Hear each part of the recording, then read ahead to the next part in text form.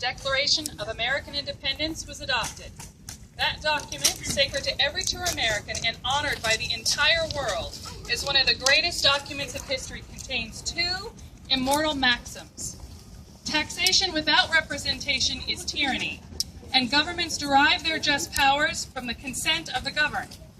They have been the slogans which have led every victorious movement for self-government since 1776. By the unanswerableness of these two axioms, class after class has been admitted to the franchise in the Empire State. Until in 1915, no taxpayer is denied representation.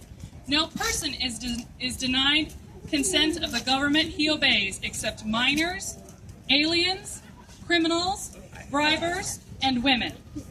The minor receives his freedom at 21. The alien may be naturalized in 5 years.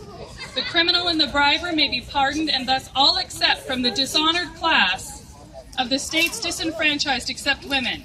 For them there is no open door to political liberty. Against this outrageous oppression, hundreds of thousands of women have protested in vain during the last 3 generations. At last, after 60 years of ceaseless struggle, the question has been referred to the voters of New York.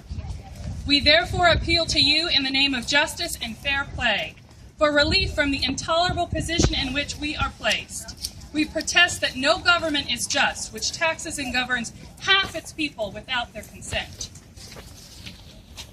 We appeal in the name of our foremothers who, side by side with our forefathers and with equal courage, faced death on the ocean, death in the wilderness, to carve new homes for the oppressed of the old world, in the names of those women who unmurmuringly bore the hardships of colonial life, who kept their high courage despite the wild beast ever lurking at their door, and planted the noble American ideal in the hearts of their children.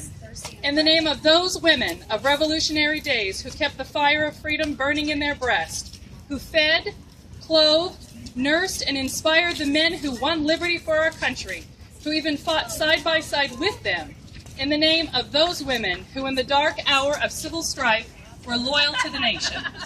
And lastly, in the name of the women of today, who now that you men with your machines have taken the work out of our homes, have been forced to follow that work into your factories, yet have no voice in the regulation of the conditions under which they work. In the name of the 1 million women dedicated in clubs that are working for the uplift of humanity.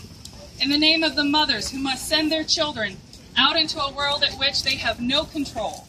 We appeal to you. Justice gave you the vote. In the name of that same great virtue, we ask you to give it to us. Woo-hoo!